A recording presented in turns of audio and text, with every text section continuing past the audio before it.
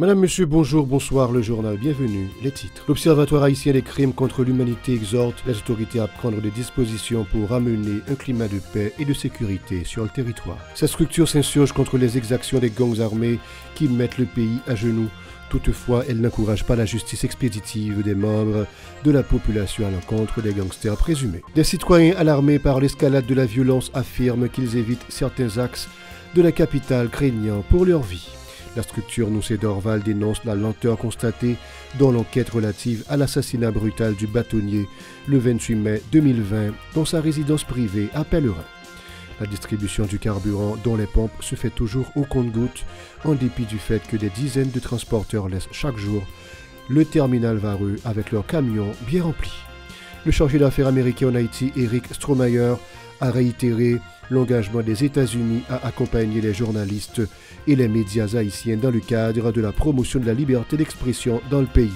Il intervenait le 28 avril lors de la cérémonie de clôture d'une séance de formation à l'intention de 24 représentants de médias haïtiens organisée par la Voix de l'Amérique à Washington en prélude à la Journée mondiale de la liberté de la presse le 3 mai prochain. Le développement de ces titres et de bien d'autres, c'est pour tout de suite.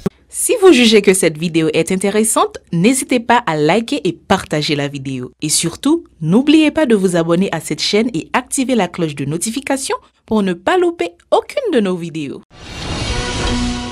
L'Observatoire haïtien des crimes contre l'humanité a qualifié de crimes contre l'humanité les actes de violence survenus dans le pays. En effet, l'OHCCH n'a pas caché son indignation face aux exactions des gangs criminels et encore plus par l'incurie des autorités gouvernementales devant de telles atrocités.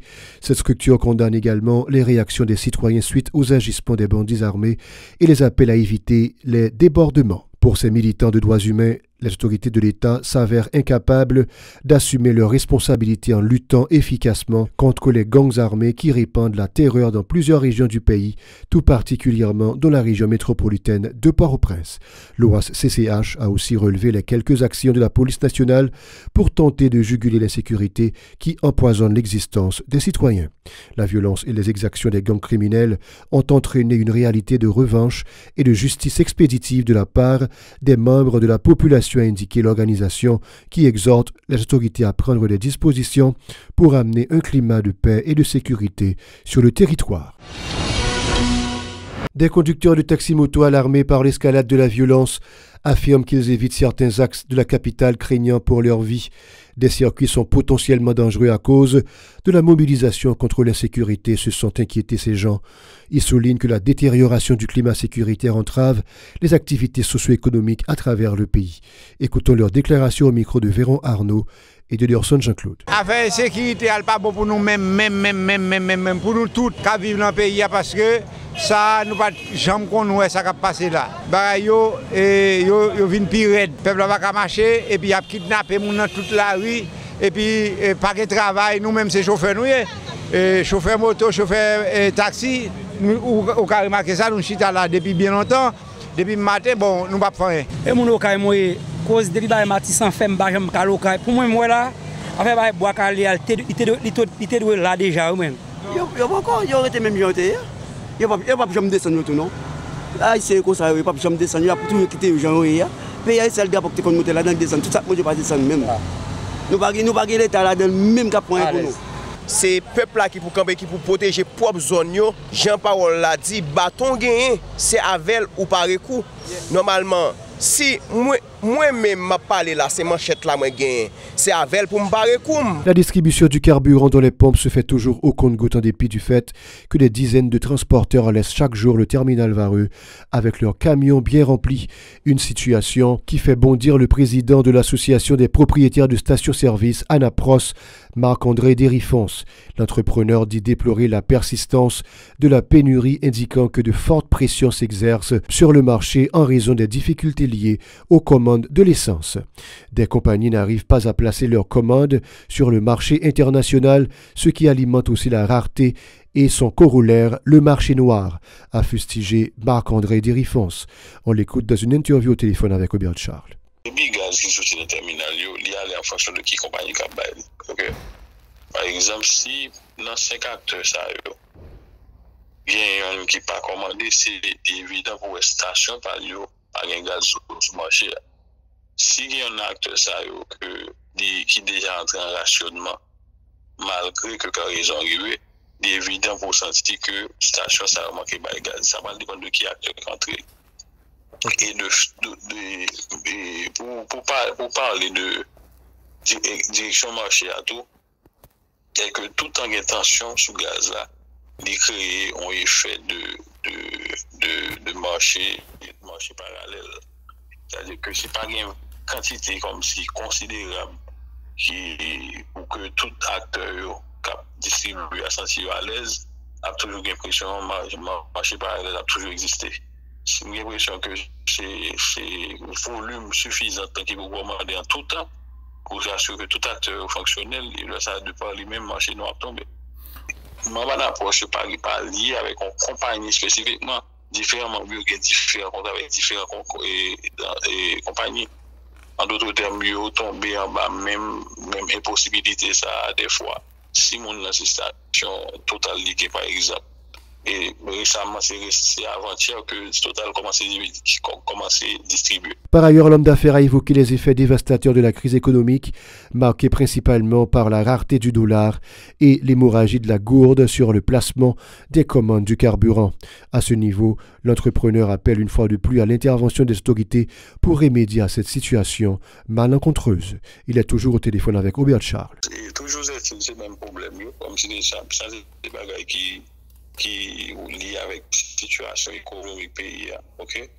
Et jeune dollar pour commander gaz, je pense que aujourd'hui, jusqu'à ce qu'il y ait une décision très sérieuse, bon, son bagage comme si on a même pensé qu'il allait au-delà de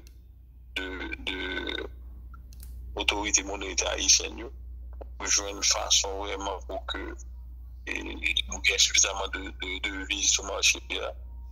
Et tout le temps, ça va régler. On a toujours bien senti qu'il y a une impression sur des produits que nous supposons qui est essentiel pour le pays à fonctionner. Normalement, c'est donner priorité. Et bon, surtout priorité avec secteur comme ce qui décide, par exemple, dans l'alimentaire et carburant surtout, parce que sans carburant, pas de café. Et le ça a une bonne politique qui est adaptée autour de ça. Je pense que c'est ça qui va être la solution. La structure Noussé d'Orval dénonce la lenteur constatée dans l'enquête relative à l'assassinat brutal du bâtonnier le 28 mai 2020 dans sa résidence privée à Pellerin. Les collègues du défunt ne cessent de réclamer justice pour lui et sa famille, indiquant que de multiples embûches font piétiner l'enquête. Ils exigent des moyens pour le nouveau juge instructeur Martel Jean-Claude en vue de lui faciliter la tâche. Écoutons les précisions d'Iswick Théophin, membre de cette structure au micro de Chilov Semexan et de Lorson Jean-Claude. Depuis après assassinat bâtonnier d'Orval le 28 août 2020 et jeudi en fait nous 28 avril 2023 fait 44 mois depuis l'assassinat dans un contexte un petit peu mitigé. Depuis l'assassinat ça, dossier ça fait objet de toute forme de péripéties devant la justice haïtienne. Nous connaissons plusieurs juges qui passaient déjà sur dossier ça. Jodi a gagné juge Martel Jean-Claude qui désigné pour mener instruction sur le dossier ça. Mais nous Martel Jean-Claude gagné pratiquement un mois depuis le désigné et pour que jamais gagné un acte d'instruction qui posé dans le cadre de dossier ça. Faut que yo octroyer moyens suffisants et nécessaires avec juge ça qui c'est Martel Jean-Claude pour capable mener dossier ça à bon port. Nous-mêmes au niveau des structures Noussé d'Orval, nous estimons qu'il y a suffisamment d'éléments indiciels pour que le juge là commence le dossier. Plus loin, l'homme de loi se dit solidaire de la mobilisation de la population contre l'insécurité. Pour lui, les gens devraient se révolter dans toutes les régions du pays contre les agissements des gangs criminels qui les terrorisent. Le membre de la Bazoche se dit convaincu que la persistance de l'insécurité découle des velléités du gouvernement de parvenir à un débarquement militaire en Haïti. On l'écoute encore une fois au micro de Chilov Semexan et de Lorson Jean-Claude. Nous-mêmes, nous aujourd'hui, il faut gagner un lever campé. Lever campé, c'est pour un lever campé sectoriel pour lier.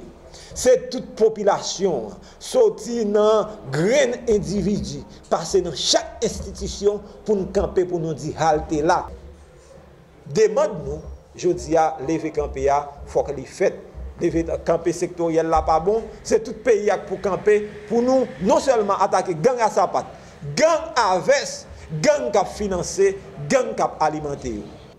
Et ça qu'a fait là, c'est œuvre gouvernement ça. C'est œuvre l'international là, justement pour que soient capable de provoquer une occupation pays. Et chaos ça qui a alimenté un pays, c'est un chaos provoqué par les soi-disant autorités au sein de ce gouvernement et la communauté internationale. Le chargé d'affaires américain en Haïti, Eric Stromayer, a appelé les journalistes et les médias haïtiens à continuer d'œuvrer en vue du renforcement de la lutte pour la promotion de la liberté d'expression dans le pays. Il intervenait le 28 avril lors de la cérémonie de clôture d'une séance de formation à l'intention de 24 représentants de médias haïtiens organisée par la Voix de l'Amérique à Washington en prélude à la Journée mondiale de la liberté de la presse le 3 mai prochain. Eric Stromayer, qui a salué le travail des journalistes, a insisté sur l'importance du rôle des médias dans la construction de la démocratie à travers la diffusion d'informations honnêtes, crédibles et impartiales. Nous espérons que la formation vous a non seulement permis d'acquérir des compétences pratiques, mais a également renforcé votre engagement envers cette noble vocation. Rapporter les nouvelles, emmener les responsables publics et les dirigeants du secteur privé à rendre compte et tenir les communautés vulnérables informées. Que vous soyez journaliste ou directeur de médias, vous jouez un rôle essentiel. Votre profession n'est pas facile, mais elle est noble. Les défis sont nombreux. Vous savez aussi bien que moi que le travail d'information en Haïti est dangereux. Au-delà des défis de sécurité et de logistique, vous êtes également confrontés à la réalité de l'évolution du paysage d'information. Désormais, toute personne disposant d'une connexion Internet peut partager des informations ou des désinformations.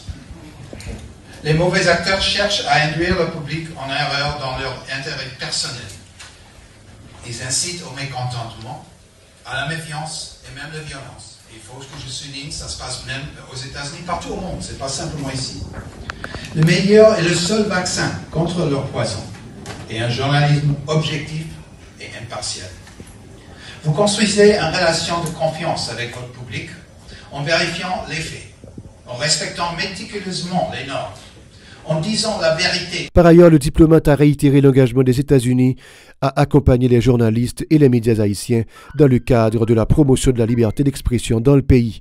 Il invite le gouvernement à créer les conditions nécessaires à l'exercice du métier de journaliste en toute sécurité. Ces déclarations. C'est un honneur de m'adresser à vous tous aujourd'hui, quelques jours seulement avant la célébration de la Journée mondiale de la liberté de la presse. Une journée où les pays du monde entier célèbrent le rôle vital que jouent les journalistes dans la promotion de la démocratie, de l'engagement civique et de la vérité et d'un pays durable.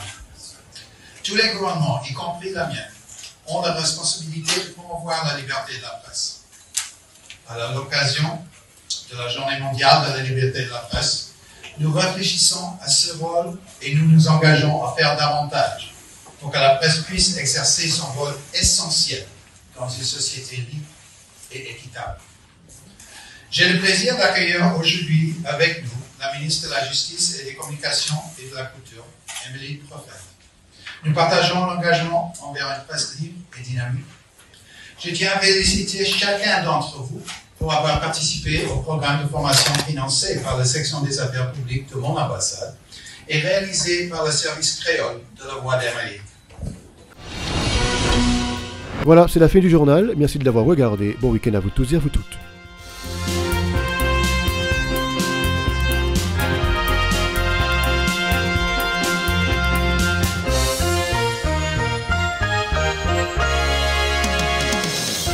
Si vous jugez que cette vidéo est intéressante, n'hésitez pas à liker et partager la vidéo. Et surtout, n'oubliez pas de vous abonner à cette chaîne et activer la cloche de notification pour ne pas louper aucune de nos vidéos.